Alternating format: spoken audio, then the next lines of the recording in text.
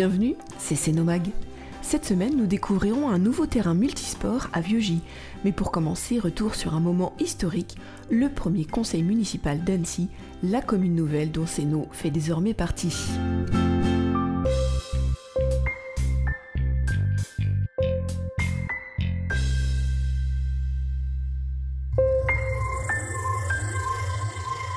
Premier conseil municipal public d'Annecy, commune nouvelle.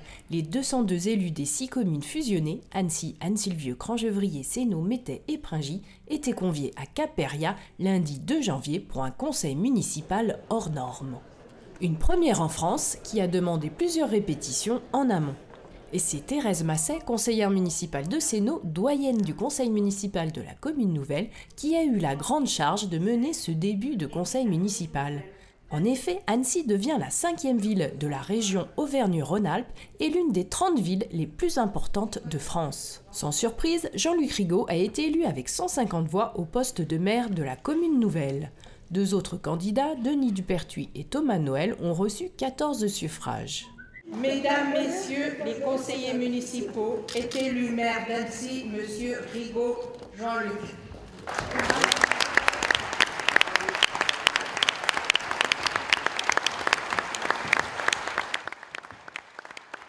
Cette commune nouvelle est le fruit d'un travail partagé, d'une vision commune sur l'essentiel.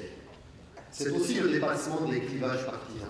Il faut le dire, tout le monde ne misait pas sur sa concrétisation. Le chemin a été long, progressif. Il y a eu des obstacles à surmonter, il y en aura d'autres. Je souhaite, pour terminer, vous dire ma profonde reconnaissance, et plus particulièrement à Bernard Accoyer, Jean Boutry, Françoise Camusot, Christiane Ledvan, Jean-François Picon et récemment Nora Segolamidi pour avoir su dépasser vos intérêts personnels, vos intérêts politiques, pour vous projeter dans l'intérêt général de notre territoire. Et je crois que ça c'est un moment solennel et très fort. En amont, quelques élus ont souhaité s'exprimer sur cette fusion. L'environnement est un sujet qui est revenu plusieurs fois, avec notamment les pics de pollution, le tunnel sous le Semnoz ou encore la construction du centre des congrès. Jean-Luc Rigaud a annoncé démissionner de ses fonctions de maire délégué d'Annecy en laissant sa place à Dominique Puteaux pour pouvoir prendre la charge de maire d'Annecy, commune nouvelle. Les 5 maires délégués se sont exprimés sur cette fusion et tous ont rappelé le souci de garder une proximité avec les habitants. Lorsque nous avons été élus, nous l'avons été pour 6 ans. 3 ans après, nous décidons d'une fusion, un moment historique, un moment important dans la vie de notre territoire. Mais nous avons encore du chemin à faire ensemble pour préparer 2020. Nous avons compris lors de toutes nos réunions que nous avions à assurer la proximité que nos concitoyens attendent. Nous leur avons promis, nous leur devons. Donc l'avenir, mes chers collègues, de notre nouvelle ville est entre nos mains. Demain, plus de travail qu'aujourd'hui. Demain, l'obligation pour nous d'être présents partout, de faire entendre nos voix et à chacun d'entre nous de connaître la commune voisine et les communes qui composent le Grand Annecy aujourd'hui parce que nous aurons à parler de l'ensemble de cette grande ville d'Annecy. En tant que maire délégué de Crangevrier, je crois que tous autour de cette table, nous sommes toujours dans cette proximité, dans cet esprit qui nous attache le plus, c'est-à-dire la démocratie locale.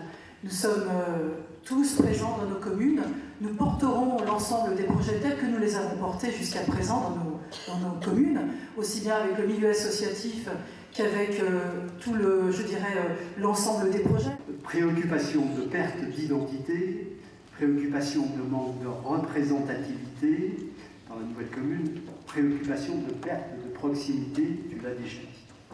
Car à nos yeux, comme pour tous les autres collègues, c'est une importance capitale. Bien sûr, les intérêts de cette fusion ont très rapidement pris le dessus. Et bon, si je n'en rappelais qu'un seul, c'était celui de pouvoir garder la qualité de nos services publics, pouvoir la développer sans faire appel à la fiscalité. Et je crois qu'on a besoin encore de les accompagner pendant ces 3 ans. Je dis bien d'accompagner nos populations, nos associations, pour qu'elles appréhendent complètement cette nouvelle commune. Parce que je pense que ce n'est pas encore tout à fait gagné. Donc c'est à nous de faire ce travail pendant ces 3 ans qui suivent. Quant à Bernard Accoyer, il nous a rappelé l'origine de cette fusion en prenant un peu de hauteur. Non, nous avons fait ce choix qui est pour nous un choix de raison.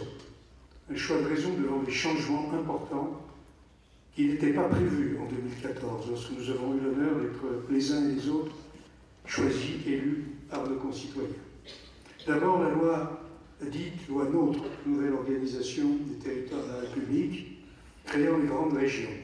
Et pour nous, la plus grande après l'Île-de-France, Auvergne-Rhône-Alpes, 8 millions d'habitants, avec de surcroît transfert des compétences pour la plupart d'entre elles des départements aux régions. Il nous fallait être lisible, être audible, puisque désormais, toutes les décisions accompagnant nos choix, dont dépend l'avenir socio-économique, environnemental de notre territoire, dépendront de la région. Encore une fois, la loi NOTRe prévoit que les interlocuteurs principaux des régions sont les collectivités importantes. Ensuite, les 13 maires adjoints ont été élus, dont 5 pour Annecy, 2 pour Annecy-le-Vieux, 2 pour Crangevrier, 1 pour Mettey, 1 pour Pringy et 2 pour Sénaux, Bernard Aligier et Raymond Paget. S'y ajoutent de droit les 6 maires délégués. Le prochain conseil municipal public aura lieu le 23 janvier avec l'élection du maire délégué d'Annecy, dont Dominique Puteau, ex-deuxième adjoint de Jean-Luc Rigaud, sera le candidat. Retrouvez la liste des 19 maires adjoints et des 17 conseillers municipaux délégués sur le site ville-sénaux.fr. Donc là, on est à l'arrière de l'école de Vieux-Gy, entre le terrain de football donc de Vieux-Gy et l'école de Vieux-Gy. Souvent le dimanche, on vient là jouer au foot. Des fois, on jouait souvent sur le synthétique et vu qu'il est fermé, on ne pouvait pas jouer. Et du coup, avec ce nouveau terrain, on peut jouer. Je vois souvent les week-ends l'après-midi. Pour jouer, on vient s'entraîner. Un nouveau terrain de sport à Vieux-Gy fait le bonheur des joueurs de 2 clubs, l'élan sportif Annecy-Sénaux et l'US Semnos Vieux-Gy. Réhabilité en 2 terrains, un de basket et un de foot pour 55 000 €, ce terrain multisport est le fruit d'une collaboration entre élus, services, conseil municipal jeunes et sénaudiens. C'est ce travail de collaboration entre les élus de différentes commissions, nos adjoints sport, jeunesse, et les jeunes aussi du conseil municipal jeunes, et bien sûr nos services qui ont apporté une grande écoute et puis beaucoup de savoir-faire dans la mise en œuvre. Voilà, je crois qu'on peut souligner cet esprit de collaboration qui se manifeste par un très beau résultat aujourd'hui. Les premiers travaux remontent il y a maintenant 4-5 ans, où au départ avait été installé donc un terrain multisport, mais un fronton, où on pouvait jouer qu'avec une cage et un terrain de basket, avec un skatepark. Suite à la pétition, le skatepark a été enlevé. Une étude a été donc lancée, comme je disais tout à l'heure, pour recompléter et réhabiliter le terrain multisport en ayant 2 terrains, un terrain basket avec exactement 2 terrains de basket, 4 panneaux, et un terrain football et hand. Donc ceci a été réalisé, on a relancé l'étude donc fin 2015, début 2016, est sorti donc un appel d'offres et est sorti donc la proposition de l'étude qu'on a aujourd'hui avec un terrain multisport qui, les 2 coûts de travaux en fait sur les 4-5 ans remontent à 80 000 € au total. Voilà, donc la partie de réhabilitation exactement est revenue à 55 000 €. Et il a fallu s'entendre, le skatepark initial générait trop de nuisances sonores pour la population avoisinante et fut l'objet de plusieurs pétitions. Pour refaire l'historique, ce qui est marrant dans le sujet et cette aire de jeu, c'est comment on en est arrivé là.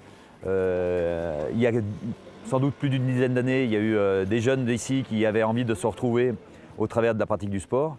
Et donc il y avait eu une pétition pour créer un skatepark. Mais il y a eu rapidement une contestation parce que ça a créé quelques nuisances. Et donc là où c'est marrant, c'est qu'il y a eu une pétition qui est venue contester cette mise en place. Comme ça a généré quand même effectivement un peu de bruit, les modules ont été retirés. Et l'anecdote fait qu'il y a une pétition pour remettre en place ces modules. Donc tout ça a construit des idées nouvelles et puis nous a conduit à essayer de travailler avec les gens du secteur. On a réfléchi en essayant d'initier quelques réunions participatives, c'est comme ça que ça s'appelle.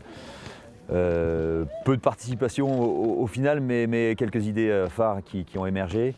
D'où l'idée de moduler le site et en faire un espace où on peut jouer au basket et au foot en même temps. On a beaucoup d'enfants qui habitent la commune et qui pourront profiter de l'infrastructure en période creuse, l'été, où nous on a un peu moins d'entraînement. Et tous ces enfants-là seront au basket au lieu d'être ailleurs, donc pour nous c'est bien, parce qu'ils peuvent pratiquer leur sport et se rencontrer en dehors du club et toujours être les uns avec les autres et promouvoir le basket et attirer d'autres enfants. Aujourd'hui, pas de pétition, des modules adaptés aux besoins et à la pratique sportive des jeunes et de la population avoisinante.